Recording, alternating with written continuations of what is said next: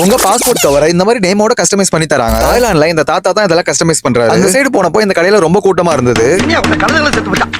ஓ இதுதான் விஷயமா அப்புறம் தான் புரிஞ்சது. பாஸ்போர்ட் கவரை நீங்க கேட்ட மாதிரி ரெடி பண்ணி தரதுக்கு 100 ரூபாய் வாங்குறாங்க. நீங்க பண்ண வேண்டியதெல்லாம் உங்க பாஸ்போர்ட் கவருக்கு கலர் செலக்ட் பண்ணணும். என் பொண்டாட்டி தயவு செஞ்சு ரெட்டை மட்டும் எடுக்காதீங்கன்னு சொன்னா, பட் நான் அதை தான் எடுத்தேன். மரியாதையா கலரை மாத்துங்கன்னு பாசமா சொன்னதுனால இந்த கலரை மாத்திட்டேன். அப்புறம் நீங்க இங்க இருக்க இவ்வளவு டிசைன்ல இருந்து ஒரு லோகோ செலக்ட் பண்ணி கொடுக்கலாம். கவர் கலருக்கு ஏத்த மாதிரி நேம் கார்டு செலக்ட் பண்ணி கொடுத்துட்டு விக்மன் எழுத சொன்னா வக்மன் எழுதிட்டு இருந்தா,